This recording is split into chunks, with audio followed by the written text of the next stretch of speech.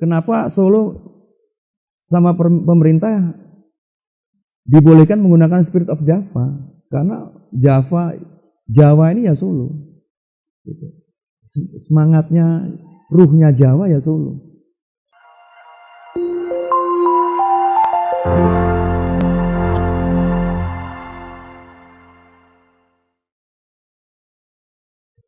Satu hati untuk negeri, satu jiwa untuk bangsa, satu rasa untuk Indonesia. Assalamualaikum warahmatullahi wabarakatuh. Senang sekali saya Antik Wijaya kembali hadir di hadapan Anda, pemirsa Surya Nuswantara TV. Dan tentunya di kesempatan Talkshow Suara Rakyat selalu menghadirkan tokoh-tokoh yang tentu punya pengaruh, tokoh-tokoh yang tentu saja kita harapkan bisa menginspirasi Anda. Seperti saat ini saya bersama dengan salah satu tokoh Forum Indie Solo. Kalau berbicara tentang indie, ini pasti nggak jauh-jauh dengan musik ya. Pasti pikiran kita selalu arahnya ke musik indie, musik independen, musik yang punya label sendiri, musik yang tentu saja mereka membesarkan nama band atau membesarkan jenis musik mereka itu, genre mereka dengan cara mereka sendiri, seperti itu. Seperti apa gambaran yang sebenarnya? Langsung saja saya ingin menyapa dulu, ada Mas Tommy di sini. Hai Mbak Antik. Halo, apa kabar Mas Tommy? Alhamdulillah baik. Sehat ya? Alhamdulillah.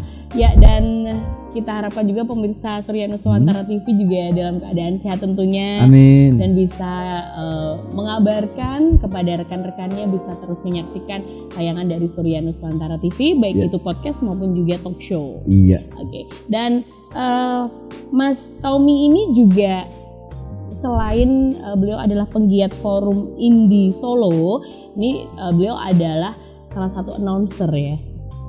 Announcer atau mungkin bahkan di sana jadi salah satu penanggung jawab atau sebenarnya kalau penyiar enggak sih gitu. Iya. Kalau keterlibatan saya di dunia siar itu sebenarnya sejak tahun 2013. Oke.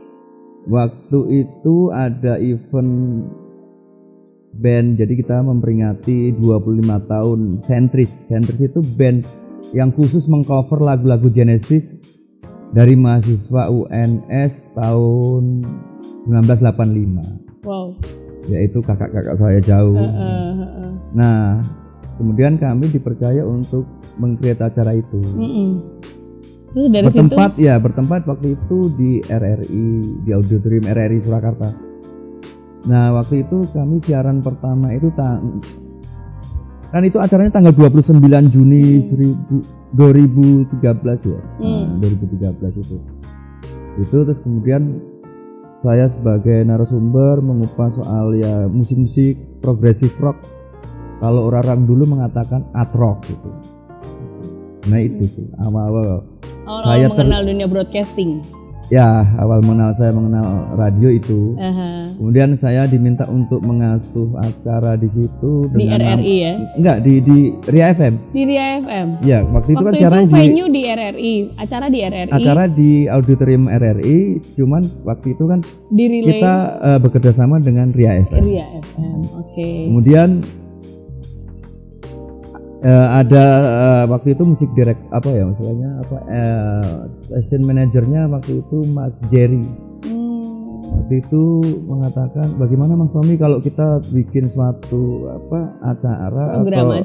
program acara yang mengupas soal musik rock gitu. Wah, keren ini, saya katakan itu. Terus namanya waktu itu Planet Rock. Planet Rock. Ya. Seperti biasa kalau di Sonora itu waktu namanya Sonora ya. Sekarang kan Ria itu kan Ria masih jadi bagian dari Sonora yang pasti. Kalau sekarang part of KG Radio Network dari Kompas jadi Group Sonora Gramedia. Ini kan Kompas Group. Iya. Sekarang Kompas Group Gramedia. Nah, itu part of KG. Tapi sebenarnya Sonoranya masih enggak sih, Mas? Sonoranya kayaknya udah enggak kalau untuk Ria ya, untuk Ria. Sonora sendiri masih ada? Radio Sonora. Sepertinya masih. Jadi Sonora itu seperti jaringan gitu. Iya, Sonora jaringan. Jadi kayak CPP Radionet itu ada SAS FM, kemudian ada Pop FM semacam itu. Nah, Sonora itu juga ada sendiri semacam itu. Terus Caravan itu kan juga ada juga kan. Iya, betul. Nah, semacam itu. Nah, kemudian kalau kebiasaan di Sonora itu setiap 2 tahun tuh kan station manajernya berganti. Kemudian di 2 tahun kemudian station manajernya berganti sama Pak Krisna. Pak Krisna. Namanya Pak Krisna Wicaksono. Kemudian nama Planet Rock itu diganti Universe Rock. Ya, sebenarnya dari tahun itu saya sudah mulai meng-create bagaimana selain tidak hanya membahas musik rock barat maupun Indonesia yang mainstream, kita coba menghadirkan bintang tamu atau narasumber itu dari band indie. Awalnya memang dari sekitar Solo ya. Teman-teman sendiri saya undang, yuk kamu kan punya band, kamu punya lagu, cobalah kamu datang di acara saya yang saya ampu gitu, yang saya pandu, Universe Rock ini gitu. Kemudian mereka datang, mereka kabarkan ke teman-teman mereka, terus akhirnya juga mulai memasukkan materi untuk juga ingin dipanggil di Universe Rock gitu. Akhirnya sampai sekarang. Iya, sampai sekarang namanya masih sama. Masih sama. Oke. Dulu kan 2 tahun pertama itu kan Planet Rock. Itu setiap hari? Rabu. Setiap hari Rabu. Nanti malam. Nanti malam. Wah, pas banget. Nanti malam tamunya Tia Rima sama Teori. Ya, Teori. Jam berapa?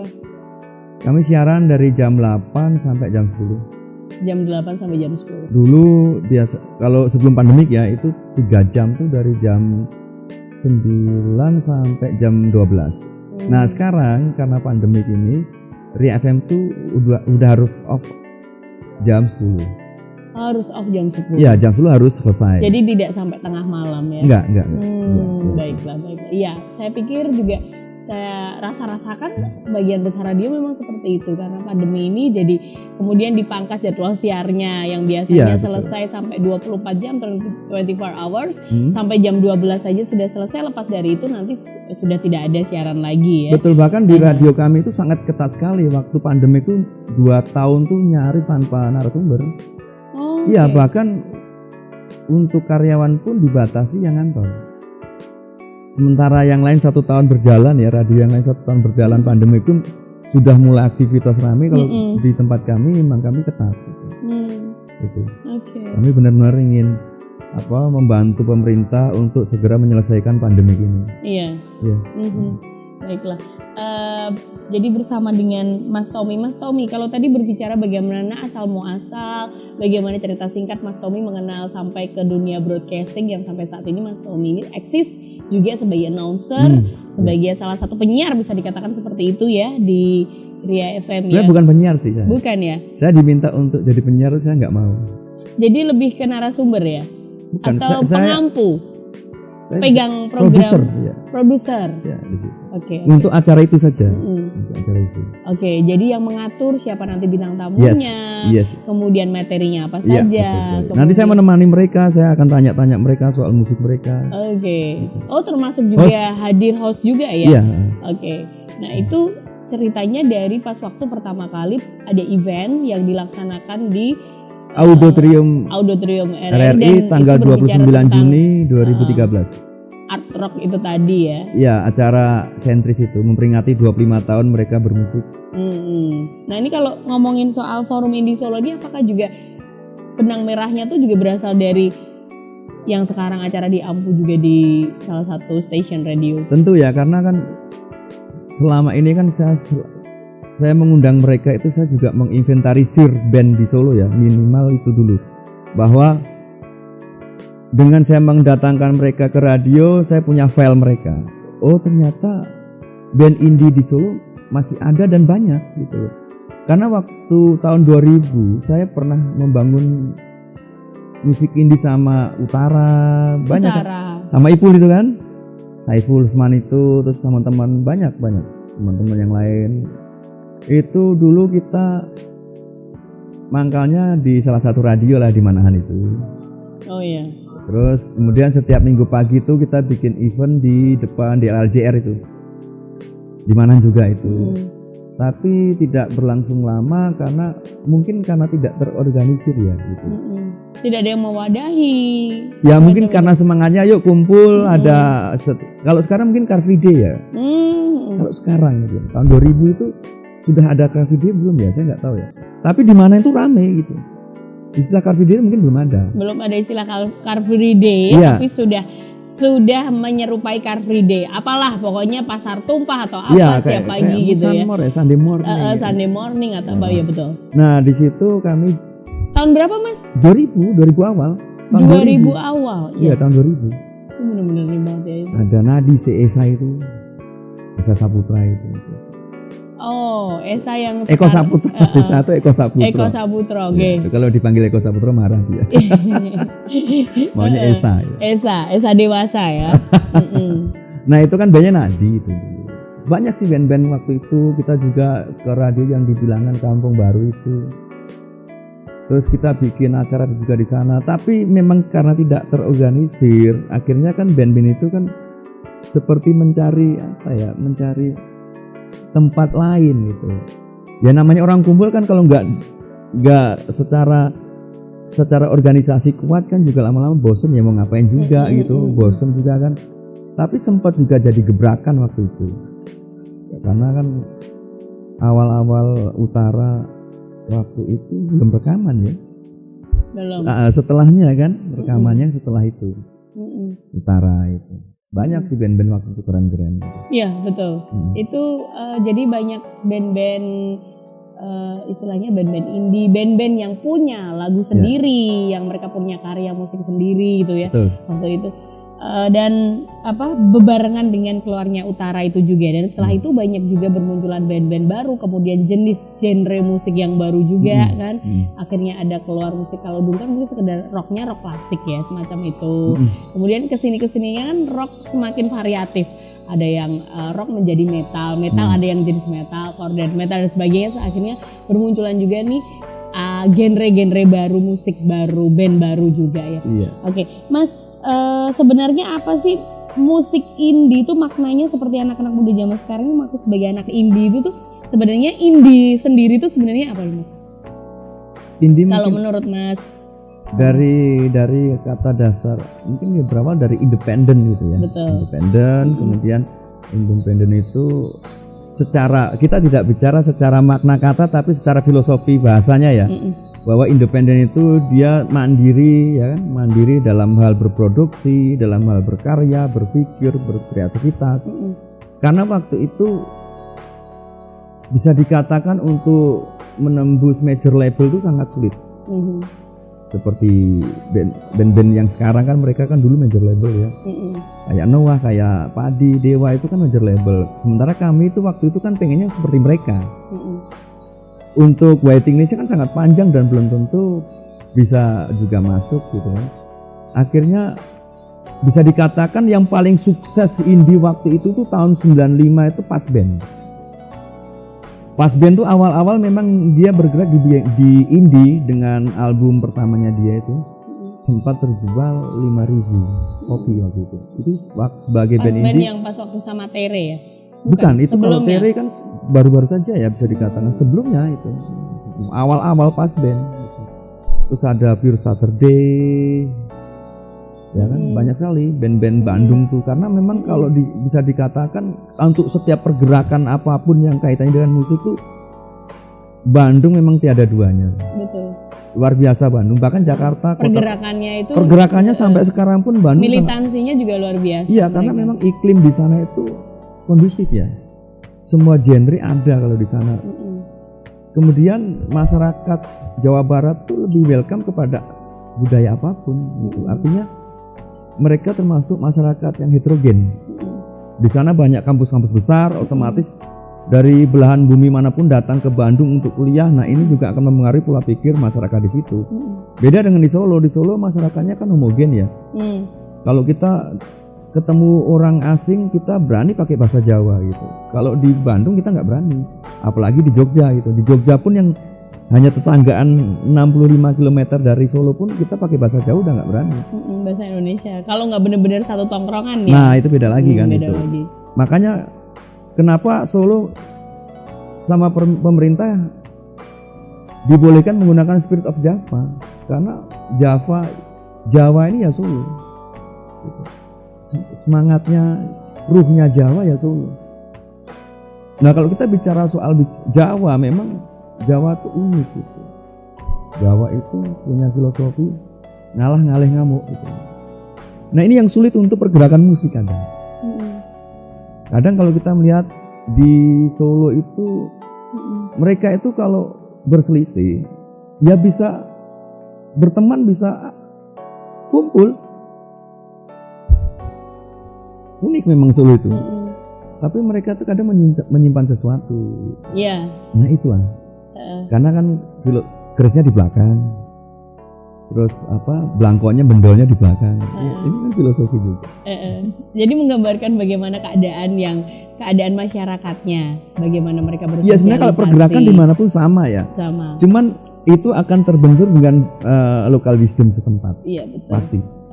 Pola pikir, mindset dari masyarakat di suatu daerah akan mempengaruhi perkembangan budaya apapun yang masuk ke situ.